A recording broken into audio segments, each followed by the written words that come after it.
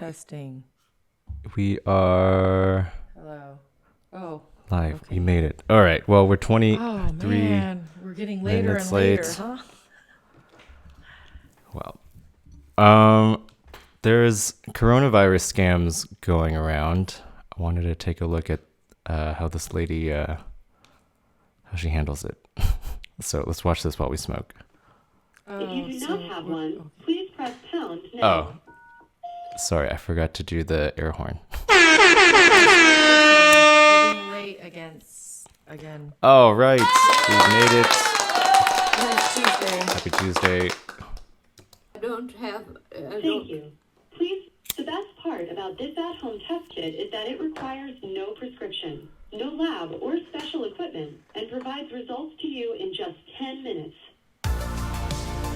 IRL Rosie is her YouTube channel. Hey guys, so I literally just got off the phone with these people. I was originally calling the number because it was a gift card voucher scam, and every time I would call, the message would change or the routing would change, and it would either be a gift card scam or some kind of medical scam. But this time when I got through, it was, yes, a coronavirus testing kit scam. Be careful if you receive any of these calls offering this type of thing. It's not true. All these scammers are just basically preying on everyone's biggest fear right now, which is the coronavirus. So everyone is super vulnerable and afraid and desperate and scared. It's so terrible. I can't wait for this karma to circle back around for whoever did this.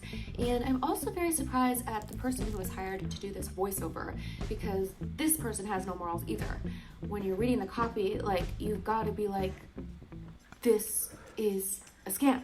Anyways, here's the call. I pretended to be Irma Gersh. Hopefully they call me back. I don't know what's gonna happen. I think it's just a credit card skimming, phishing scam. So yeah, guys, be really careful out there. Don't fall for any testing scams. Only take one from your actual doctor or a certified lab. Yada, yada, yada. That goes without saying, but be careful out there. Happy isolation, happy quarantine. I will see you guys soon. Here's this phone call. Hello. Please listen carefully as our menu options may have changed. Press 1 now to continue this call in English. Stop coronavirus. It is a dangerous disease. It is now time to protect yourself and your family.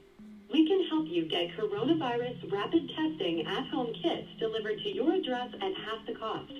Please press 1 now if you'd like to receive your testing kit. Limited supplies available. Please.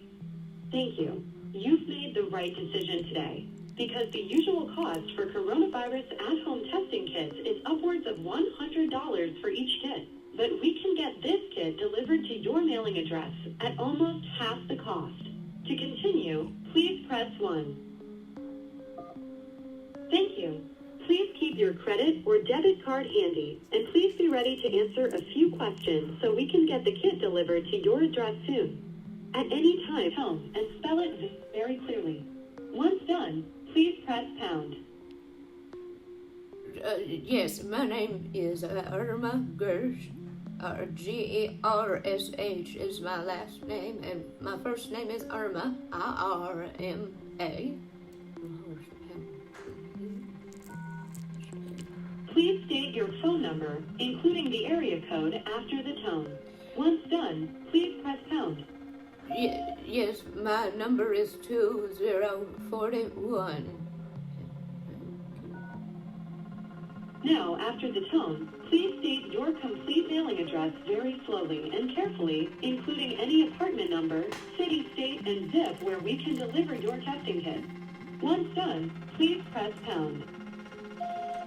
Hello, yes, my address here is, it's, for my mailing, it's 19020 Van Owen Street, Reseda, California, 91335.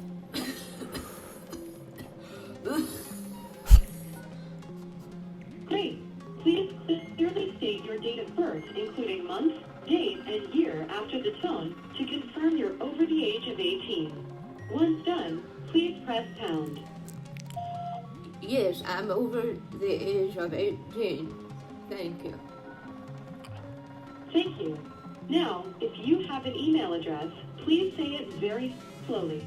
clearly and spell it after the tone. I wonder if she talks to If you another do not actual have one, person. There's please press she does pound videos now. where she actually gets through to people. I don't And I thought have- this was one of them. Thank you.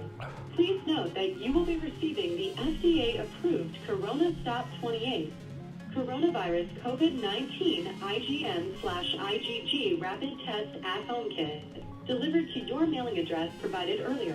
The best part about this at-home test kit is that it requires no prescription, no lab or special equipment, and provides results to you in just 10 minutes. It's just This kit automated. detects Uh-huh. IgG and IgM antibodies and SARS-CoV-2 in human blood and has an accuracy rating of 97.8%.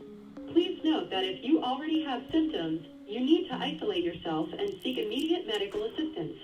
Stop Corona at-home rapid test kits are available for up to 4 members in a family and comes with 4 pricing options. Our COVID-19 test kits come at half the prices compared to others. To hear your pricing options, please press pound now. Thank you. If you're Yeah, where do looking they to take the receive credit card one information? COVID-19 at-home test kit, you can receive it for just $79.95. For 2 test kits, it will be $69.95 each. For 3 test kits, it will be $59.95 each, and for 4 test kits, it will be $49.95 each. Please press star to repeat the pricing options or press pound to continue. Thank you. After the tone, please state clearly the number of at-home testing kits you would like to receive. Once done, please press pound. 20 tests. After the tone, please state if you'd be using a credit or debit card today. Once done, please press pound. Yes, I will be using a card. Thank you. After the tone, please say yes if you are the authorized signer of this card you're providing today. Once done, please press pound. Yes.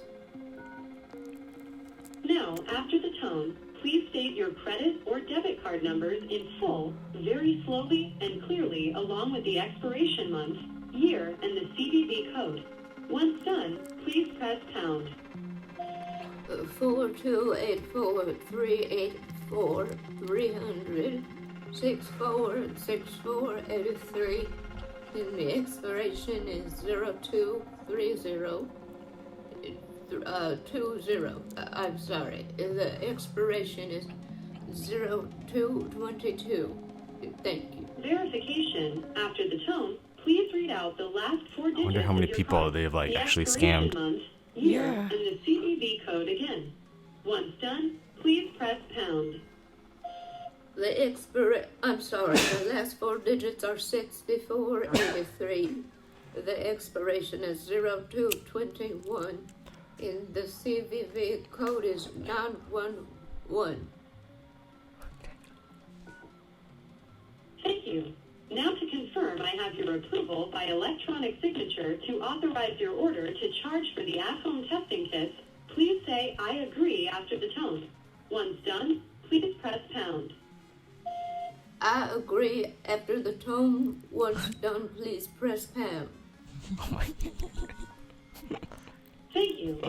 Your Corona Stop 28 COVID-19 at-home testing kits will be delivered to your mailing address in the next 5 to 7 business days. Thank you, and have a nice day.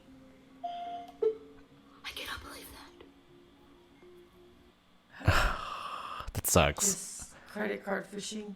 Probably. It's like there aren't any tests out there. In other countries there are. Mail home tests? No, I mean just taking them all. But here they have places where they take the tests. I know, but no one's going to mail you a test. Do not fall know. for it. Maybe because they're starting to get their prescriptions mailed to them. They don't think it's a far. I know, that's what I'm saying. I Fetched wonder how many idea. people are falling for that scam. That sucks. Well, Mark Cuban was on The Rising recently, and so until we have guests, we get to just react to other people's guests. Oh, so Senate or whatever. What's going on with that? They're going back to work? I don't know. What do you mean? Who's his name? McConnell Uh-huh. is pushing for everybody to go back to work. And they're like, well, and then, oh no, and then the White House offered them 1,000 test kits to test them and stuff. And Pelosi and both McConnell said, no, it's okay. Give those test kits to people who need it. Uh-huh. And I'm wondering, do you think they got vaccinated? You think they have the vaccine? I don't know. So like, we can't get tested now. Sure. Funny. Oh. Don't you remember the clip where someone, and it was, I don't know if it was a joke, I found out if they said there was a hot mic at the press summit, someone said, well, we're vaccinated, so we're okay. Who said that? I don't know whose mic it was connected to, but it was part of the White House people. It's my conspiracy theories going wild while we're still stuck at home, but which they're going to start lifting in California to groups of 10 people. They just don't want to give it to everyone else? Or it's in a phase where they don't know if it's working yet. Then why would they take it? Because the doctors took it first, Oh. like around them. Uh-huh.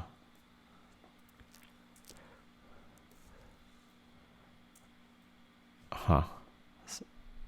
So why don't they just all go back to work?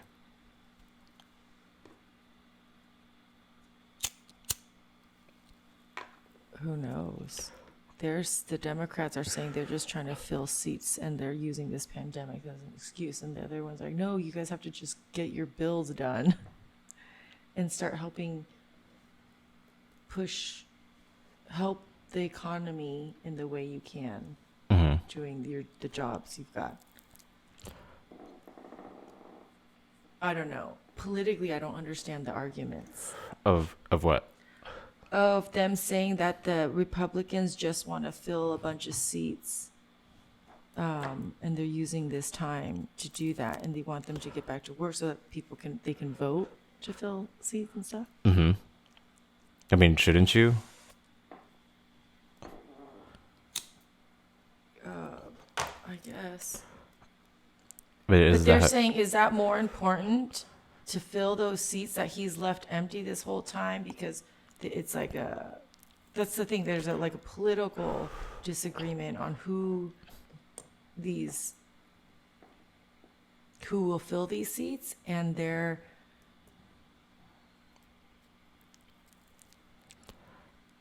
don't know. I guess that's where I don't understand why that would be a stopping point.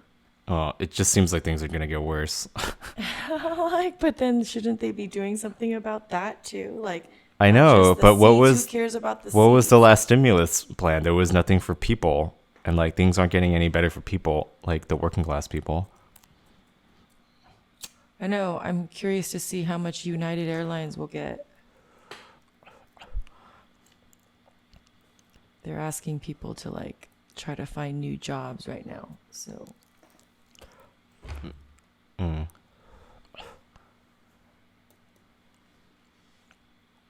which is weird to me. It's like, what? How come I still don't understand why 90% of those profits are paid out to investors instead of reinvested, especially if you're in an industry that's very kind of cyclical like that, where they're almost on brinks of bankruptcies.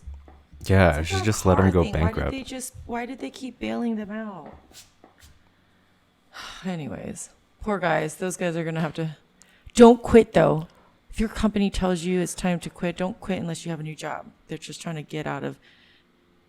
Once they get a bailout, paying out their unemployment. Mm-hmm.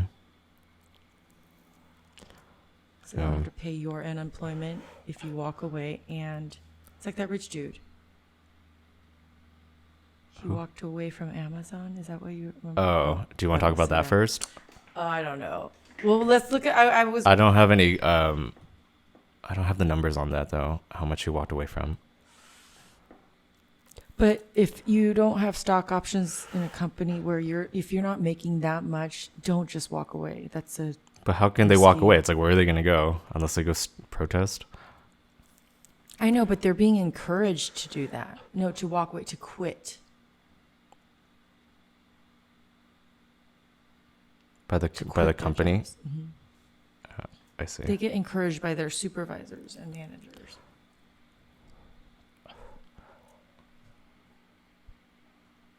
But what does Mark Cuban say? Well, he was on the rising, so until we can get guests, we can just react to clips.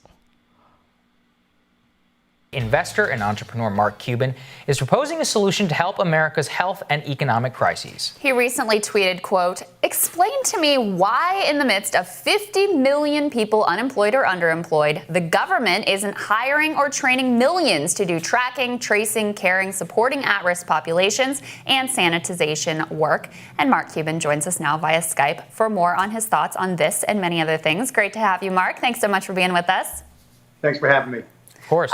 Your idea makes all the sense in the world to us. In fact, it's something we've been talking about here, too, from the early days of the crisis. Have you had any takers from D.C., any interest from this town? No, at least they listened. I mean, I'm on the council to open things back up, and I'll give them credit. They gave me a liaison, and he listens and conveys everything, but no follow through at this point. So, Mark, I mean, this is something that has kind of shocked. You have not seen people of your stature and of wealth coming out and essentially in favor of a federal jobs guarantee, or at least a temporary federal jobs guarantee. Why is it that we have not seen a push from some more of the commanding heights of the economy to a solution that makes such obvious sense to people like you and me? I don't know. I mean, I can't speak for other people. And look, I'm a libertarian at heart. This is not something that I typically would recommend, but this is a different set of circumstances. And we need to take action. We've never been in a position where we've lost this many jobs or had this many unemployed people and have it happen so quickly.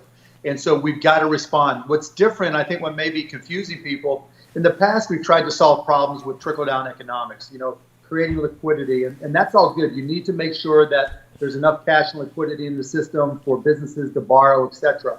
But in this particular case, what we're going to be missing is consumer demand. And we've got to get people in jobs, even if we have to manufacture them, preferably productive jobs, so that we can create consumer demand. And that allows businesses, small and large, to stay open. And then that productivity will bring the economy back. Yeah. And what do you think of the government response so far? I mean, about $4 trillion in loans are going to, industry. Meanwhile, the small business program is capped. We covered here a survey from the Chamber of Commerce that says 40% of small businesses may have to permanently close their doors within the next 6 months. So what do you think of how the government has done so far?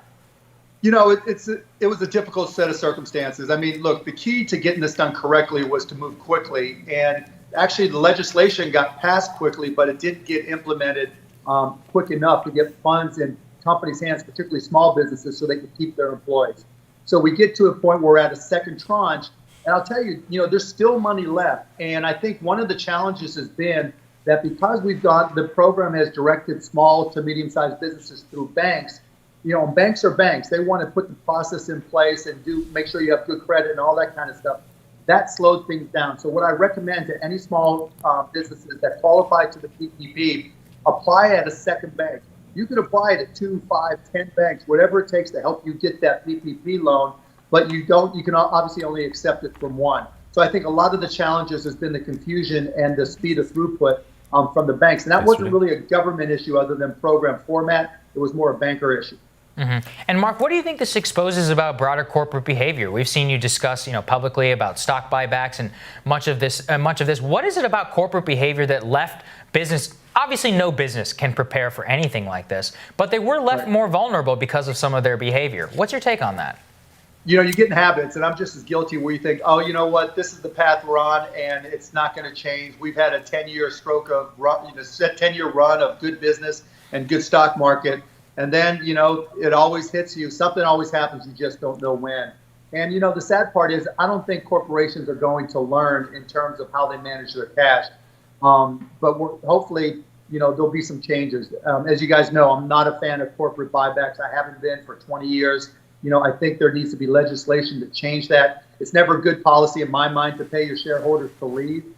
Dividends, I'm a fan of, but we're going to have to make some adjustments in how we deal with aberrational circumstances, because it's just not working. And we know things are going to happen again. It's never a question of if, it's just a question of when.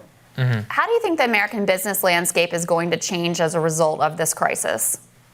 I think there's a couple things. One, companies are going to have to be really compassionate, not just with their employees, but all their stakeholders, or they're going to see their brands really diminish, if not destroyed. We live in a social media age right now where everybody who puts themselves on Instagram or Facebook or wherever really defines themselves by the products they associate themselves with. And so if you're a corporation that is not a good actor and not taking care of people, your consumers are not going to want to do business with you, and that's going to have to change behavior from companies. Mm-hmm. Mark, as an investor and an advocate for the small business community, one of the concerns that we've had on this show is that this will essentially, the legislation has provided a bridge loan to the largest corporations amongst us and enabled them in order to get through this crisis, while small businesses might not be able to. And as Crystal was alluding to, we could see mass small business closure and a real consolidation in our economy. Why is that bad for an economy and for a society? Well, we're a consumer-driven economy. 66%, I think, of our GDP is driven by consumer demand. And so when people don't have jobs, then, there's nobody to buy products. And when there's nobody to buy products, not only do businesses close, but the economy is destroyed. And I think what's different, I understand the point that, it's just the natural cycle or evolution of business, that businesses are going to open and businesses are going to close. People are going to add jobs and lose jobs. But we've never seen it happen in such a compacted period of time. And that's why this is different this time. That's why we don't just say, let companies go out of business. We need to keep those employees employed. We need to find new jobs for them. That's why I'm for a federal jobs program, because we need to get that consumer demand going forward, or we could have a depression worse than anything we've seen in the past. Yeah, people also need meaning. I mean, that's part of what you get out of a job, is having meaning in your life. I mean, what do you think that this recovery is going to look like? Some people are optimistic that, look, once we get past the pandemic, everything's going to snap back into place and we're going to be okay. A lot of economists are going to say it's going to take a lot longer. What do you think? I don't think it's a snapback B-type recovery at all. I think part of the reason is organizations are learning a lot from work at home. We're learning about productivity. We're learning about things that don't need to take place in the office and still allow a company to be productive. And they're going to learn. They're going to take those adjustments and implement them going forward. That's one thing. Part two, we're going through such a dramatic reset. There's going to be new ways of doing business that are invented. There's going to be new companies that pop up out of this that we never imagined. And in hindsight, will make us say, why didn't I think of that? And I think that's going to be a positive. And so while this is very painful right now, there will be some good things that come out of this. I just can't tell you which companies and how and who will start them. Mm-hmm. Mark, one thing I've seen an objection kind of from the capital class about what you're proposing is that a federal jobs program or guarantee would basically make it more difficult to compete on a wage level if the private sector wants to reopen and with those wages and those business. What do you think the response to that is, as someone who's advocating for this type of program? They're idiots. They just don't understand what's going on. Seriously, we're in a different set of circumstances. You've got to let the dogma go. And like I said, I'm a libertarian at heart, but the game has changed. And so, a federal jobs program is going to create consumer demand. It's going to give people purpose, as you mentioned. It's going to, get people doing things that are productive and contributing to society and the economy. We need those things now. Just waiting for, the capital class, as you say, folks like me, just to invest and create jobs, can't happen fast enough. And you can see deflation. You can see a cascading further destruction of the economy if we don't move quickly and don't create these jobs and don't create consumer demand. Mm-hmm. Mark, you've floated the idea before, potentially running for president. Is that door still open, or have you moved past that completely? It was closed, but we have such crazy times, and I'm getting so many requests that I at least want to keep the door open, but it's still highly unlikely. There has to be, we've already had this obvious significant impact with the pandemic. There'd have to be something more. But again, I'm independent, I'm nonpartisan. And so, I'm just trying to hold that door open but it's not something I'm here to announce or anything right now. Well, but I mean, it does spark the conversation. You've been branded the people's billionaire, as what I've seen in Bloomberg, for what you're advocating. Some of the discussion that we've had on this show, it certainly is missing from the political conversation. And you say that if something is going to be missed, the political conditions, as far as I can tell, and as you said at the beginning of this interview, don't currently exist for the type of bailout or response that is existing. Is that something that might push you into the race? Yeah, it's got to be more than that, because look, right now, all the candidates that we chose during the primaries, we didn't choose with the pandemic in mind, or we didn't choose candidates that put us in the best position to come out of the pandemic. So there's a lot of uncertainty. Look, here's where it really comes down to why I haven't closed the door. You know, right now, we have nobody in government, particularly federal government, that we can trust. And yet we're looking to them. We're looking for somebody that we effectively can trust with our lives. That's what this pandemic is all about. That's what making decisions in terms of safety are all about. Who can we trust with our lives? And there's nobody there yet. So it's not something I'm obviously going to rush into, but it's something I won't close the door on.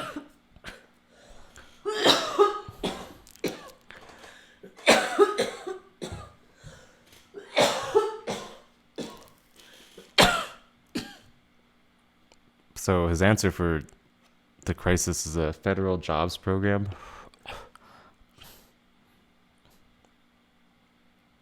So make the feds pay the workers and cover their. Well, how else I are guess you that's going how to it's give people money? unemployment and unemployment and health insurance. Yeah.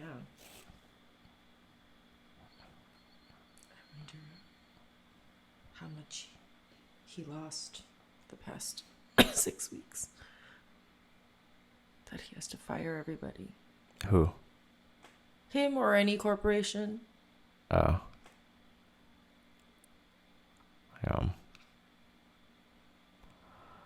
It's like, what? Why did they?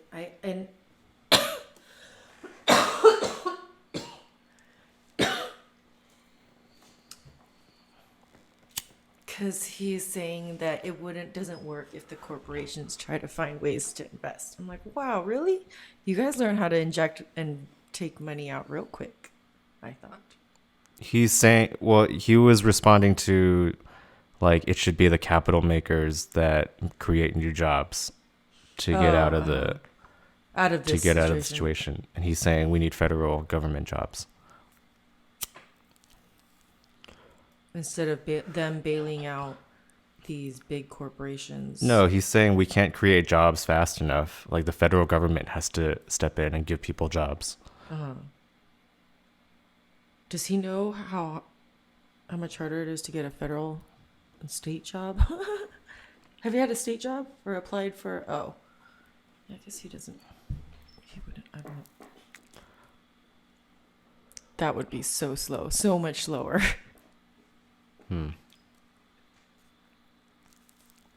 So what do you think should happen?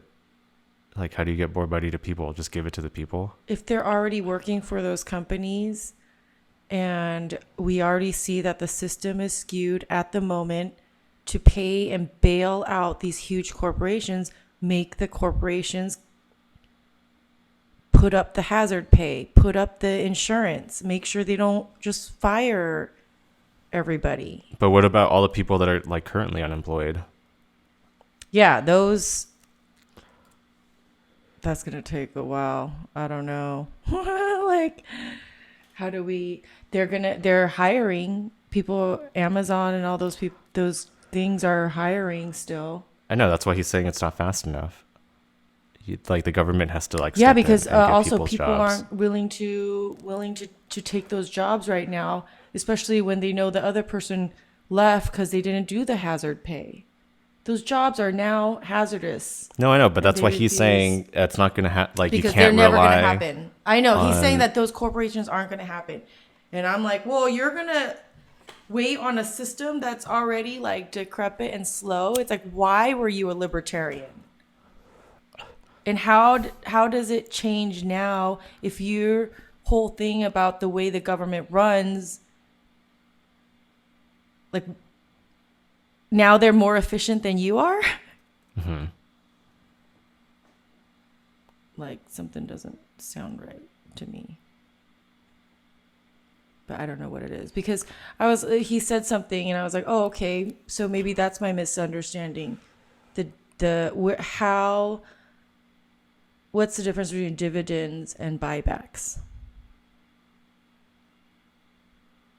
I mean, aren't buybacks where you use your profits to buy back your company stock on the market, and dividends are the profits going to the shareholders?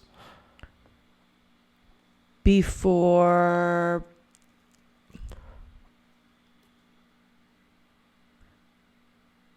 so the amount of stocks they own would be the same and they just get paid a percentage of the growth or the whatever growth. I'm not right? sure. I'm not really sure actually. I'm like, I feel like they're playing us on semantics.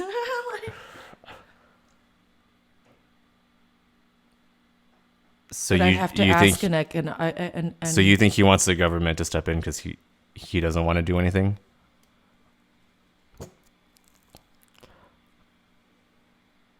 I don't know why. I need to understand more about why he feels the government can do it better or faster or what,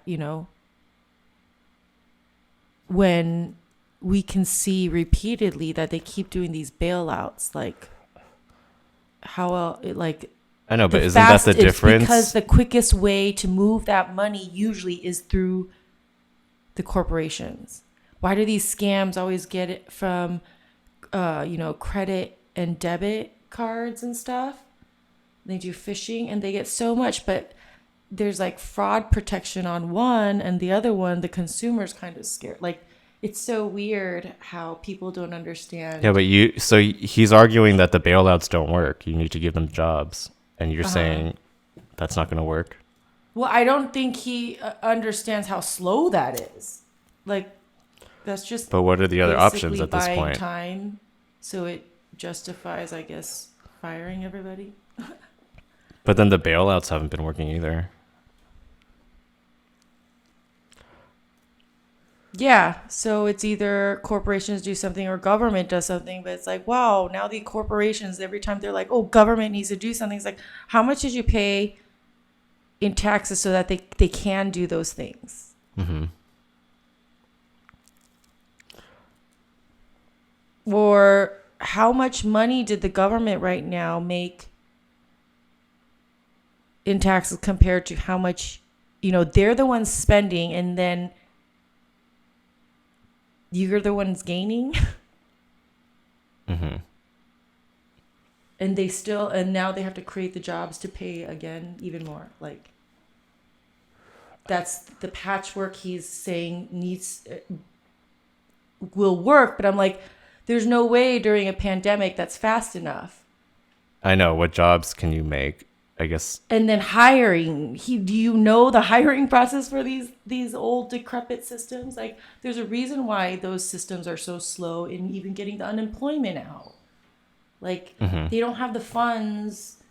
They didn't have a lot of the funds to do those things because that wasn't important to, I don't know, them at the time or whatever. It's like, it could be a lot of different things. But at the same time, it's like, how is trying to update that whole system so much better than, what about keeping all the people already employed, even though they're staying home, keep them still employed? Or yeah, isn't that what the PPP is for?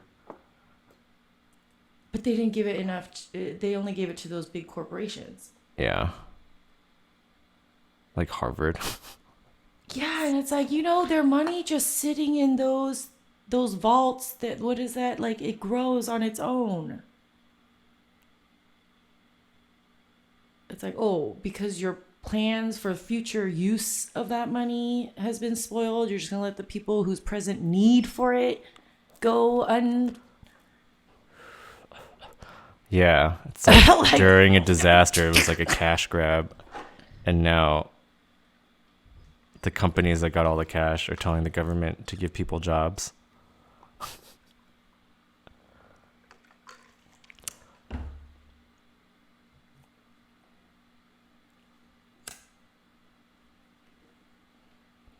Oh my gosh, the next 420 is gonna be good.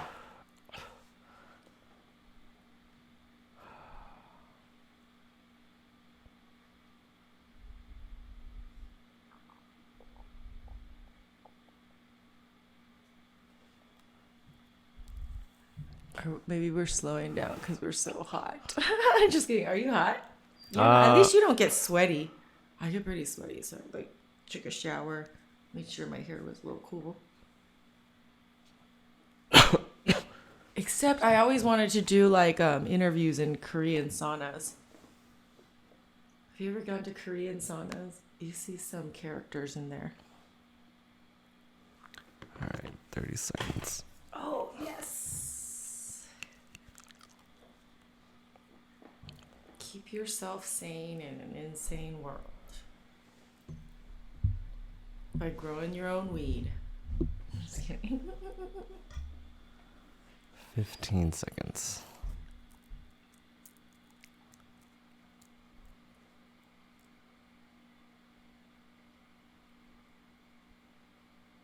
Five, 4, 3, 2. Happy 420. We made it to I'm just gonna call it another one. I always call it cannabis sativa.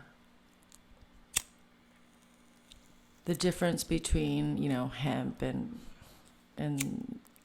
whatnot. Okay, Unidon.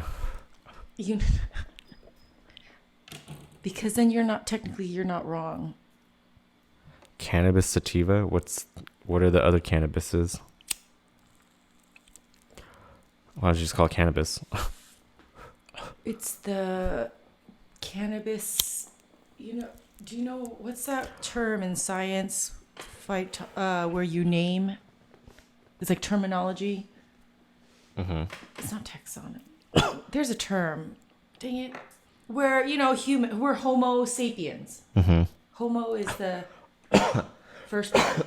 Sapiens is the species part. And usually in science terms, you a whole. I know. That's why I'm saying. What are the two? It's is the there cannabis. is there a cannabis indica? No. Oh. What are the other cannabises? I haven't looked it up. I just know that the ones we deal with hemp and CBD, high THC is whatever, it's called cannabis sativa. Let me see.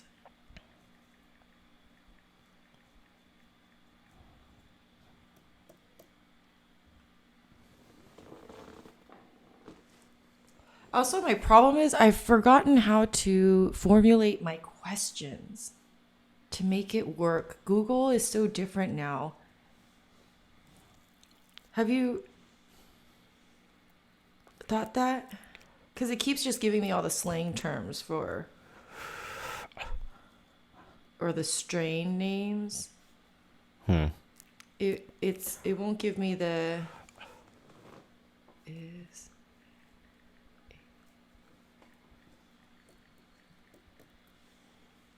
I know. Now I need a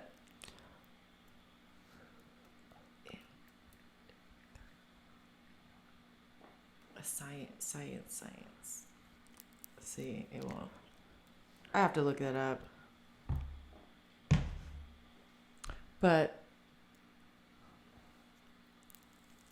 all the stuff that makes whatever products we've run into is from cannabis sativa.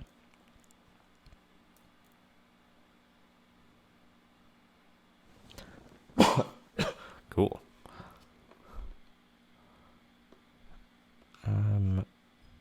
The indica and sativa that stoners talk about is actually like more from the cannabinoid profile.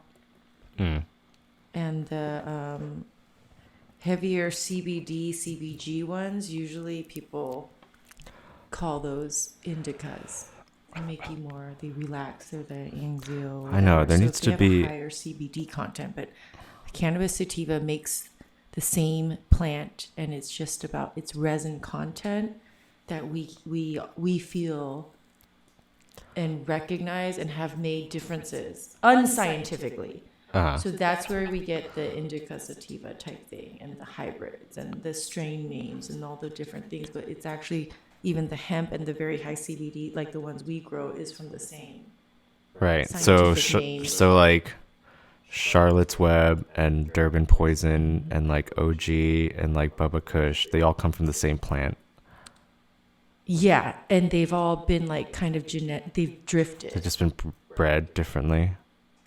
Because I noticed through all the generations that Is that like kale they and will broccoli? drift and shift, or people who originally got the Bubba Kush, and how each farmer ends up, and there was no pollinating, no nothing like that, but it just ends up different. And there's like a drift that happens. That's why you always have to propagate new generations from seeds instead of just cloning or whatnot.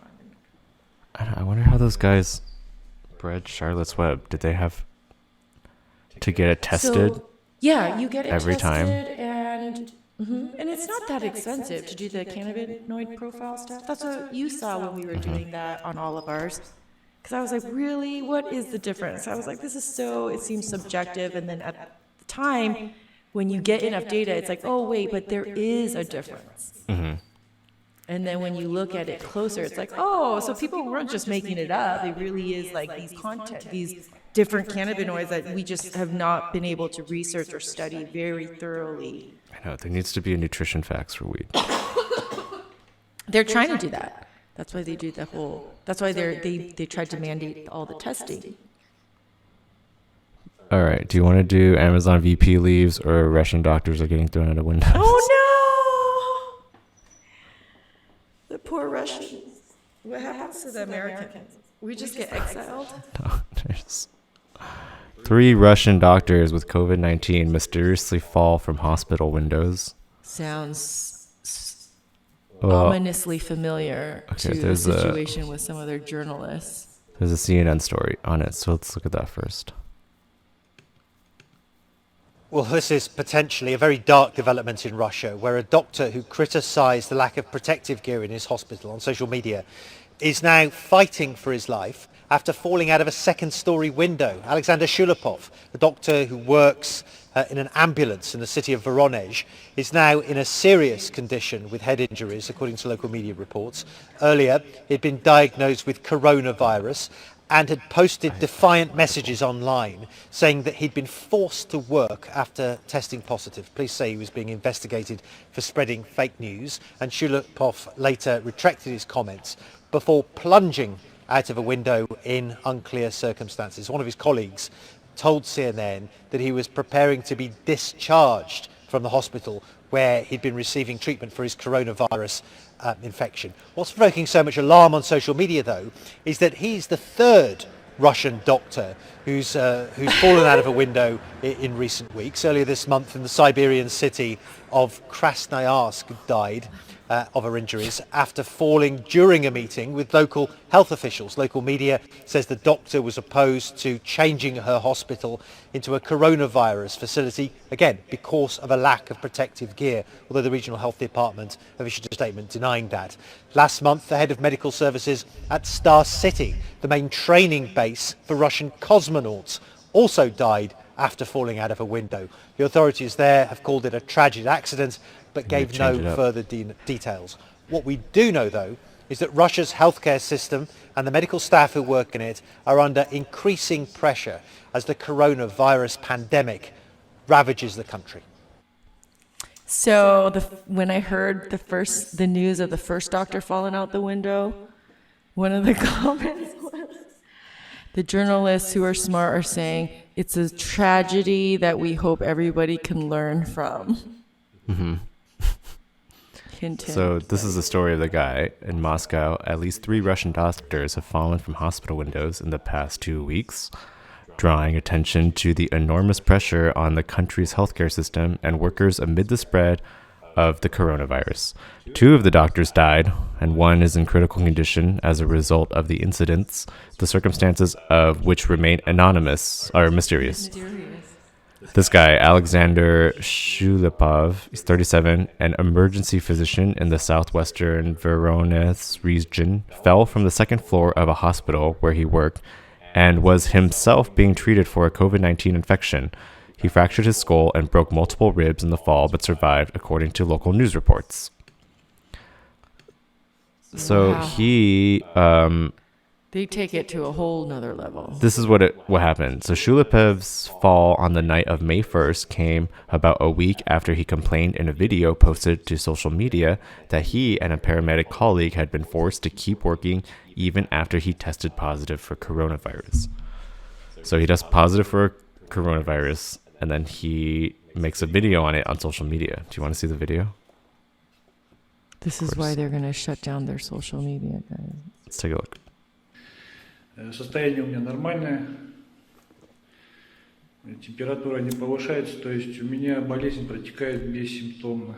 Единственное, насморк только, а так все нормально. Все это было сказано на эмоциях, так что мы никуда не выезжали, со смены нас сняли. Здравствуйте, меня зовут Косякин Александр Александрович, фельдшер Новоусманской РБ. Рядом со мной находится врач СМП Шулепов Александр Борисович, у которого только что подтвердился положительный COVID-19. Главный врач заставляет нас работать дальше. И что делать нам в данной ситуации? Со смены не уходим. Со смены нас не снимают. Мы с Александром Борисовичем на протяжении месяца работаем вместе. Вот такая ситуация находится. О том, что все говорят, это фейк, вот вам, пожалуйста, реальные факты от первого лица. So he tests positive for COVID-19. Doesn't want to be a typhoid Mary. He's Says, like "I being need to go forced. into quarantine. He's being forced to work. He makes a video about it, goes to the hospital, and then I guess right as he's about to get discharged, falls out a window. I want to say gets thrown out. What was it? Just because you're essential doesn't make you irreplaceable. Let's take a look. So, what shall we do in such a situation? The paramedic Alexander Koyasikin, the other guy in the video, asked in the video posted on Instagram. 3 days later, local news website Vesti Voronezh and Shulipev had recanted the allegations, or said they had recanted the allegations, saying he and Koyasikin's remarks were driven by emotion. Koyasikin was reported threatened with criminal charges for spreading fake news about the virus. Police are looking into possible causes of Shulipev's fall. Some reports have suggested he slipped out the window while smoking a cigarette. What a clumsy guy. Near Moscow, head of the ambulance service in closed-off town of Star City, home of the Russian Space Program's training center, Natalia Lebedeva died on April 24th after falling from a hospital window. She was also being treated for the virus. Local officials reported it as a tragic accident. Popular newspaper Moskovsky Komsomolets reported, citing Lebedeva's colleagues, that she might have committed suicide after being accused of spreading the disease. So that's another person who mysteriously fell out of a window after getting the COVID-19.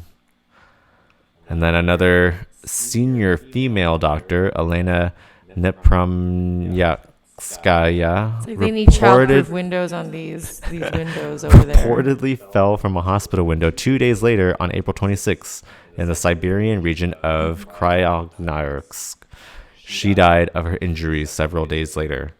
Nepramyatskaya had spoken out against the regional government's plan to treat COVID-19 patients at her hospital, citing a lack of protective equipment and proper training, according to local media outlet TVK. Her fall from the fifth-floor window reportedly followed a meeting with region health officials. There has been no official explanation of the incident. Of course, how can you explain it?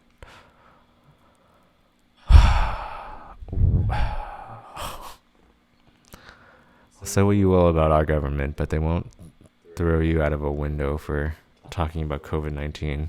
Not physically, maybe just in every other way. I know. Change it up, man. Change it up, Russia.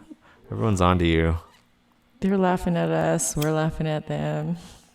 Both governments are laughing at us as they refuse to go to their meetings about I know. Here they just use, treating this pandemic.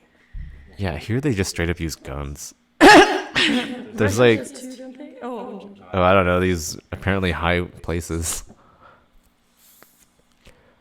They're like, gunshots are too obvious. Suicide is much more cool. Okay, well, yeah. I think we all hide it by saying they all committed suicide. We throw them out a proverbial window. sometimes they just straight up, like, We they'll just hide it better. We're not trying to teach our people a lesson. We want them Do we though? Look at what happened to Jeffrey Epstein. Oh, he was a So- vault that needed to be buried deep. Not for me. I'm not no pedophile, guys. I'm not. Wouldn't have brought anything to light on me. But Let's look at this I also article got or one this light. clip first. So you know that this guy's Canadian. The VP of Amazon left. His name is Tim Bray. So there's a news clip. So let's take a look at the news clip because it'll explain it.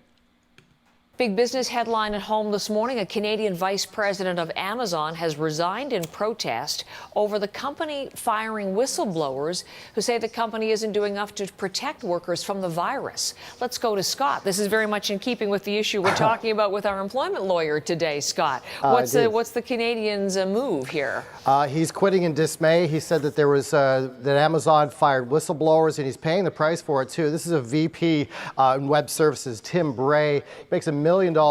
He says he's going to lose $1 million in salary and stock options by making this move. And there he is right there. He works in Vancouver for web services. And he says that if he didn't do anything, he would be complicit. And breaking point for him is that Amazon fired warehouse workers because they wanted to speak up about a lack of safety in regards to COVID-19. So Tim Bray, very public, in a blog post last night, said this, and actually it was a bit of a lengthy statement. He said, but in it, he said he quit in dismay at Amazon firing whistleblowers who were making noise about warehouse employees frightened of COVID-19.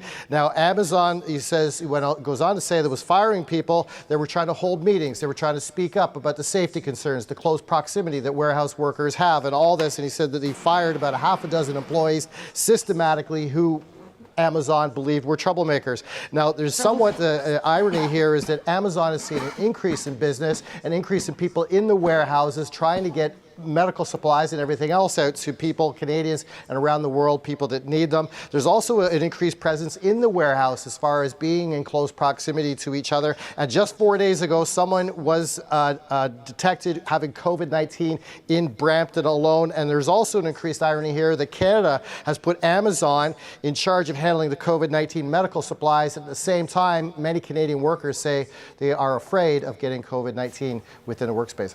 We should hear from Amazon on this too. What's its version of events, Scott? Yeah, they've been famously quiet up until now, not wanting to really speak out too publicly about anything. They have said that there is social distancing within their warehouses, but in this in particular, this is pretty noisy, and we're expecting some sort of response by Amazon. We're going to chase that down. All right, so you want to see his letter from his blog post? Who? Jeff Bezos? No, Tim Bray, the guy who left. It's titled "By Amazon." I don't need to hear anything from Jeff Bezos. Yeah. First was my last day as a VP and distinguished engineer at Amazon Web Services. After 5 years and 5 months of rewarding fun, I quit in dismay at Amazon firing whistleblowers who were making noise about warehouse employees frightened of COVID-19. With big tech salaries and share vestings, this will probably cost me over $1 million pre-tax dollars, not to mention the best job I've ever had, working with awfully good people. So I'm pretty blue. So, yeah, it's not a decision he made lightly, because it seems like he had a good time at his job. So, fast forward to the COVID-19 era, stories surfaced of unrest in Amazon warehouses, workers raising alarms about being uninformed, unprotected, and frightened. Official statements claimed every possible safety precaution was being taken. Then a worker organizing for better safety conditions was fired, and brutally insensitive remarks appeared in leaked executive meeting notes where the focus was on defending Amazon talking points. And so I think they were talking about trying to make him look unarticulate. I feel like they've also tried very hard to make sure Whole Foods workers don't unionize. Yeah. So warehouse workers reached out to AEJCJ for support. I think that's a union, maybe. Sorry, I cut out some of the beginning, so it's probably explaining there. If you want to look at the whole thing, it's on his blog. Oh, okay. Probably like a group that Yeah. helps workers employ. They responded by internally promoting a petition and organizing a video call for Thursday, April 16th, featuring warehouse workers from around the world, with guest activist Naomi Klein. An announcement sent to internal mailing lists on Friday, April 10th, was apparently the flashpoint. Emily Cunningham and Marin Costa, two visible AECJ leaders, were fired on the spot that day. The justifications were laughable. It was clear to any reasonable observer that they were turfed for whistleblowing. Management could have objected to the event or demanded that outsiders be excluded or that leadership be represented or any number of things. There was plenty of time. Instead, they just fired the activists. So he seems to be on the side of the workers, which is nice because he works in Amazon Web Services. So he's not even on in the warehouse. Yeah, so he's like the middle, like we said, there's that middle group who The managerial class. isn't as what's it called? Yeah, as affected. As a matter of fact, they're probably getting the demands they wanted. Working from home is like, wow, see, it works. Let me work from home, or things like that. But then once they see other managers managing parts of it that's like truly affected, I guess he's gonna be like, holy crap. That's like, at that point, it's like your conscience is like, well, this Yeah, it's you like, can't just follow protocol you're not- anymore. There is an emergency thing happen. Yeah, unprecedentedly, we're meeting goals and making shit tons of money, but we need to focus on protecting. Now it's hazardous work. Like that protocol for them has to change. If the people who are making money, the people where their lives are still running smoothly because they're getting their deliveries and all their food and all their stuff, like that's why Amazon's making money, right? It's all those people who can afford all of that. But the Yeah. poor people who are working in the warehouses, they don't get that, nor do the people, and so it's like if you don't protect that, don't think that because there's people now unemployed, they're all going to come in and try to work. That's why I think that one lady said about strikes and unionizing, this is the chance, because now the workers have an upper hand. Even though so many more are unemployed, because there's an actual hazard, I don't know, unless people stop taking it seriously. But it's like they can't even deny the fact that it's serious, because what are they shipping all around the world? Medical supplies, PPE. It's like, don't tell me that there isn't a problem and we're making money because we're sending all of this out and you refuse to give me just one? Like, Yeah. So I think, Sorry. something in him snapped about, I don't know, I guess firing the activists, maybe how unfairly they were being treated. And he's like, why do we get treated differently? We're both employees. I don't know. So he's that's, still making money. they all should be making money, but they got fired. Because they're asking for a lot of spending money, a lot of time and effort to be now diverted, because right now they're making lots of money on following the protocol they had before. Sure. And it's not working anymore. If they can't be that close, if they need. Yeah, so let's keep going like with then- where it says snap. At this point, I snap. VPs shouldn't go publicly rogue, so I escalated through the proper channels and by the book. Excuse me. I'm not at liberty to disclose these discussions, but I made many of the arguments appearing in this essay. I think I made them to the appropriate people. That done, remaining an Amazon VP would have meant, in effect, signing off on actions I despised. So I resigned. Good for him. The victims weren't abstract entities, but real people. Here are some of their names: Courtney Bowden, Gerald Bryson, Marin Costa, Emily Cunningham, Bashir Mohammed, and Chris Smalls. I'm sure it's a coincidence that every one of them is a person of color, a woman, or both, right? Let's give one of those names a voice. Bashir Mohammed said, "They fired me to make others scared. Do you disagree?"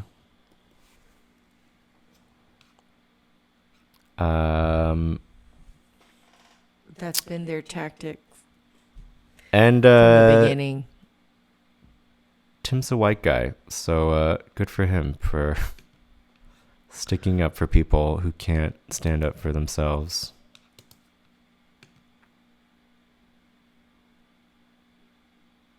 Well, that's the thing. It's like once you realize you're on this slope together, let's not all go sliding off. It is very heavily skewed one way, and if we don't correct for it, So here he talks about it because he doesn't work in the warehouse, but he says, but he's probably had to hear about it, like from those managers and those meetings and those decisions don't really affect his work because Amazon Web Services is completely different than their shipping and distribution. That's more like online, like Netflix uses AWS. But it doesn't mean he doesn't know what's going on with the company. No, I know. So I think he's a very him saying high in the up. previous one where he says, remaining a VP here would in effect mean signing off on actions I despised. Mm-hmm. He takes into account the company as a whole, not just like the segment that he's in, and it's like his morals are and his conscience. That's what they were very sold heavy. on, though. I think when you're sold on a big tech company and you want to go and because he's a hard worker, I'm sure he knows his value, and the dream that he was sold was probably like, well, I don't know. We can really help people. We can really do something good. And then when push comes to shove, it's like, what? There's a lot of tech companies that do shady stuff, but there's not a lot of exits. There's a lot of hoolies. There's not a lot of exits as fabulous as this one. It's like he's a VP of web services. But that's what he said. He tried not to go publicly rogue because I was like, whoa, is he going to get sued? And you told me but the thing is, he didn't go publicly rogue, but the story has still been picked up and is everywhere because it's still such a big exit. Like this guy he's not just a VP of Amazon. That's not how he became famous. He became famous by we'll go over some of the stuff that he's created for the web, but he is incredible in his own. He came onto Amazon because there was a vision, a dream that he wanted to help work on. Yeah, he came on in 2014, so he's been there for 6 years. So once that is shattered and it's like, wait, this is the way the company runs now? I don't want to spend and invest any more of my valuable time and energies into creating something that's going to act and do it. It's like, COVID-19 really shows like how much you don't care, or you do care. No, it's not how much it's what do you really care about? Oh yeah. Okay, yeah, exactly. Everyone cares about something. Let's keep going. What about the warehouses? It's a matter of fact that workers are saying that they're at risk in the warehouses. I don't think the media has done a terribly good job of telling their stories. I went to the video chat that got Marin and Emily fired and found listening to them moving. You can listen to if you'd like. Up on YouTube is another full day video chat. It's 9 hours long, but there's a table of contents. You can decide whether you want to hear people from Poland, Germany, France, or multiple places in the USA. Here's more reportage from the NY Times. It's not just workers who are upset. Here are attorney generals from 14 states speaking out.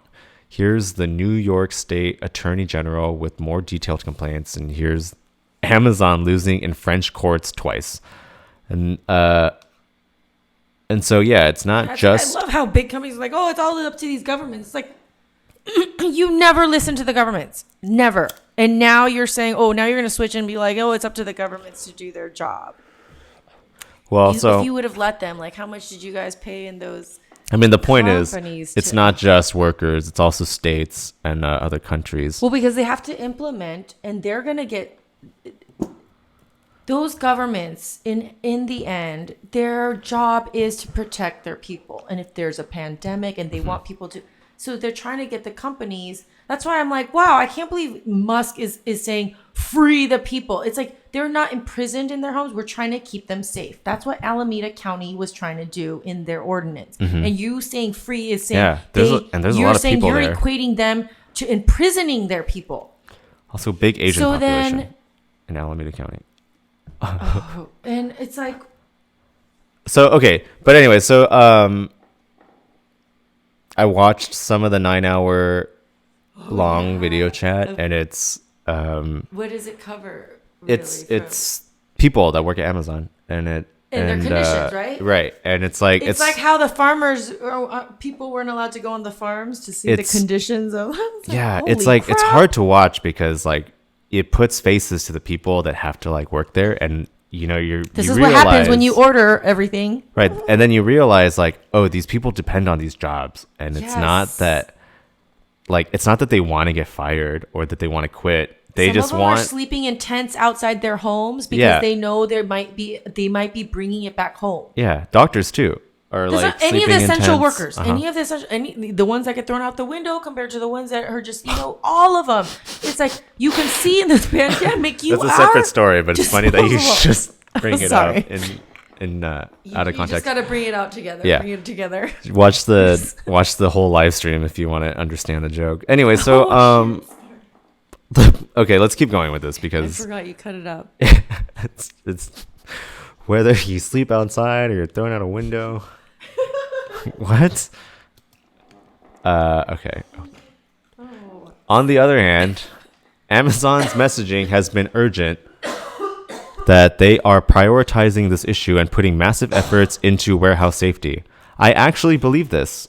I have heard detailed descriptions from people I trust of the intense work and huge investments. Good for them, and let's grant that to you. Don't turn a super tanker on a dime. But I believe the worker testimony too. And at the end of the day, the big problem isn't the specifics of COVID-19 response. It's that Amazon treats the humans in the warehouses as fungible units of pick and pack potential. Only that's not just Amazon. That's how 21st century capitalism is done. Yes. So that's, They're just good at it. Right there. They're really good at it. It said Amazon treats the humans in the warehouse as fungible units of pick and pack potential. It's like, it's almost like they're not human. They're just numbers based on how many packages they can get out. I mean, that's exactly what it is. That's how our hospitals are run. Mm-hmm. That's what he's saying. He's like, that's not just Amazon. That's how 21st century capitalism is done. We're all about like efficiency and output. Productivity. We Put a can number turn on it their around. heads. I have an idea for you, Tim Bray. We can turn it around. I promise you. Okay, let's keep going. We should make a video for him. Who? Tim Bray. Oh. Come Poison. look for us. Let's build something to defeat the meat beast. Yes. Distributed web services. Okay, Poison. Firing whistleblowers isn't just a side effect of macroeconomic forces, nor is it intrinsic to the function of free markets.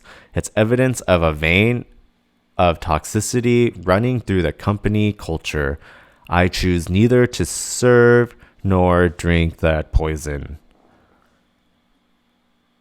Huh. So he's saying firing whistleblower is a result of toxic company culture. I thought that was interesting. Wait, what was the second sentence? Oh, man. Sorry, I can pull it up again. Vein of toxicity. Oh, yeah.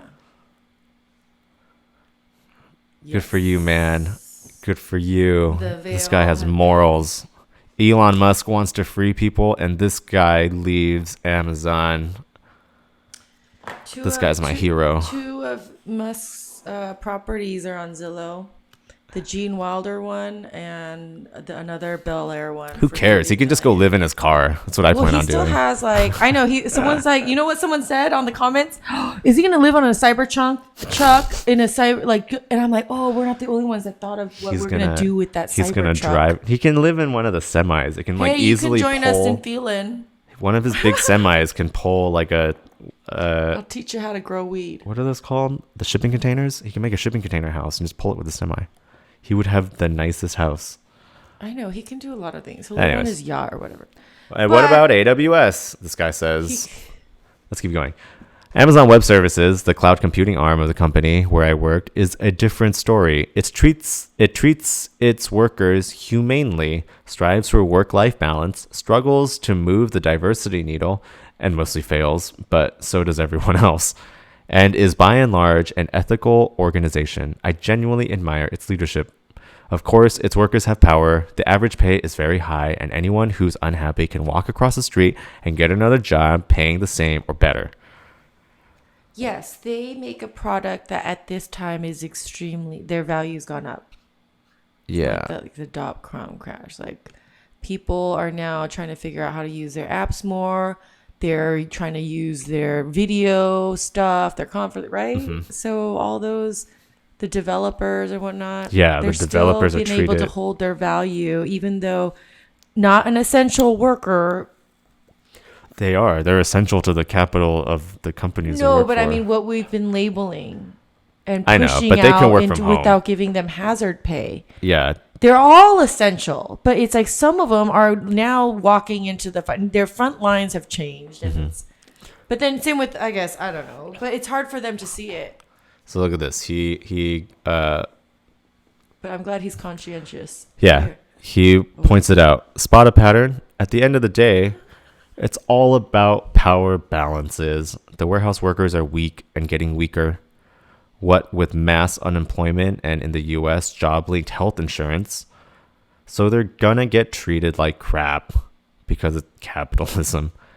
Any plausible solution has to start with increasing their collective strength.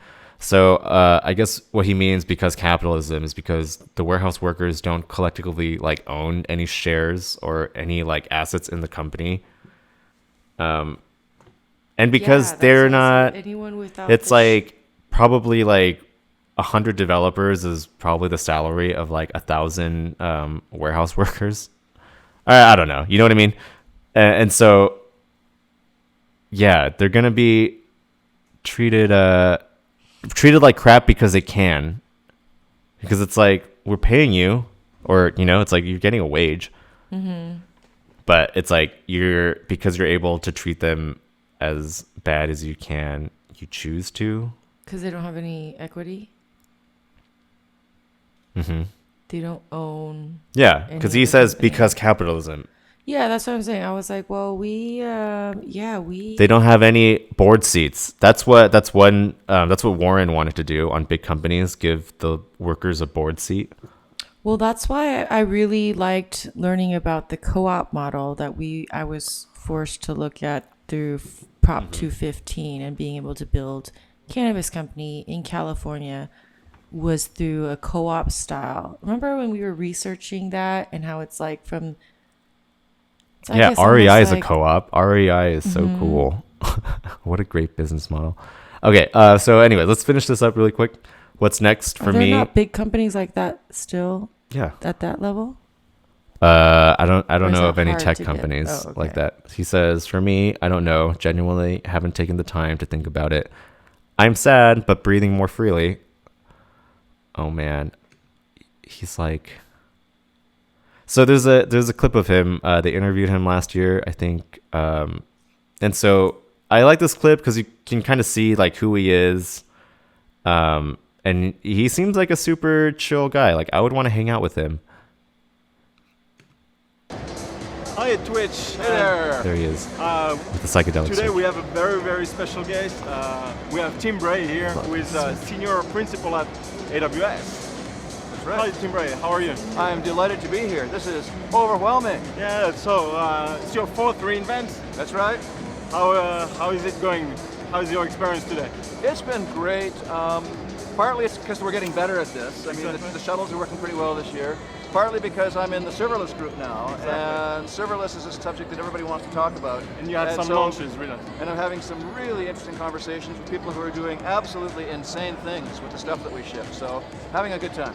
So Tim Bray works with the Step Function team, right? Step Functions is my baby. Exactly.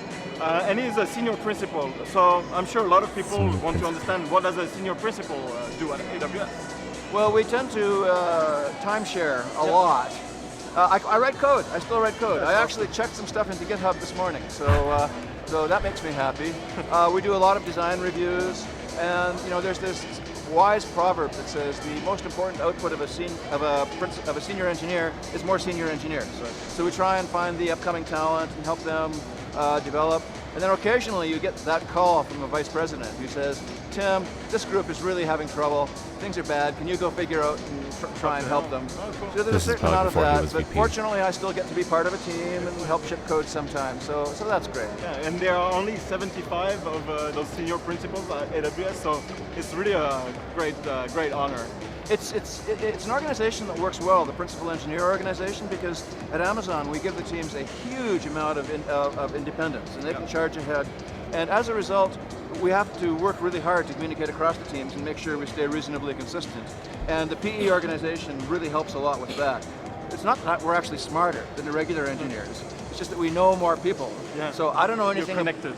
We are connectors, that's right. So, I mean, I don't know anything about FPGAs or elliptic curve cryptography, but if you need to know about that, I can find you somebody who does. It's cool. So you're very well connected in the organization. Yeah, we have lunches, we have an off-site retreat every year. We all know, we have a very active mailing list. So you're part of the Step Function group, which is serverless. Can you give us a little bit, what's your feeling of serverless and where it might go? So serverless is really surging. I mean, we released the numbers for the first time this morning that we have hundreds of thousands of users for Lambda in particular, which is probably the most central serverless product. And serverless it's all about frugality, you might spend less, security, you're running more freshly patched instances, and elasticity, the scaling you get for free. Now, you notice that those are all strictly business things. I didn't say a word about technology. That's true. So the things that people are really pushing serverless for are straight business reasons. So that leaves the question aside, what about the technology? Do you actually get better designs if you do serverless? Well, we don't know yet, but you're not going to get worse designs. That's true. And with frugality, elasticity, and security, you should bloody well do it anyhow. That's true. And our advice to the world is do serverless where possible. Right. Clearly, you can't use it for everything, but where you can, you should, because you're probably going to come out ahead. Yeah, and serverless for me is a great way to do event-driven architecture, right? Absolutely, and I think that event-driven is a big, big part of the picture. Events are great because you can buffer them up, you get decoupling, you get insulation from load surges, and you also get just looser coupling. So if I'm calling a complicated API, instead of just returning the value, I should consider dropping it on an event bus. Right. Because then anybody else can subscribe to that event bus and get the benefit of the work that I've done in extracting that information.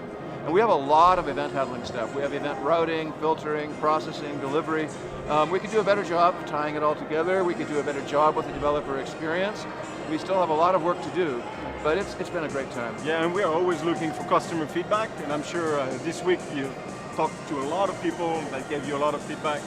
So you're probably going to come out of reInvent with tons of ideas and probably more work to do, right? For us on the inside, it's the customer meetings that are really the most important part of reInvent, because in the course of 3 or 4 days here, I can have literally 20 customer meetings. To see those people, I'd have to get on a plane for a month. Yeah. And they can come here, and they're using 10 services. They can see all 10 services in the course of 3 days. Exactly. So it's just insanely efficient for both of us. Well, that's a wrap. Thanks a lot, Tim, for sharing some of your... Well, that's Tim. He seems like a really cool, smart guy. He's Canadian. Uh-huh. I think he works in Vancouver. I hear about a lot of cool Canadians. Yeah, they're all cool. They come here for a reason. It's not just the warmth. Well, that's it for today. That Oh, was is our it? show. Oh, we went for a yeah. long time. Oh yeah, I thought we were. Oh, that's the next 420. Yeah. That's a whole nother city. Well, It's like what you tell. we got to go take photos. So Okay. thanks everyone for tuning in. See you next time. If you don't have buds, we're your buds. We're your buds. Take care.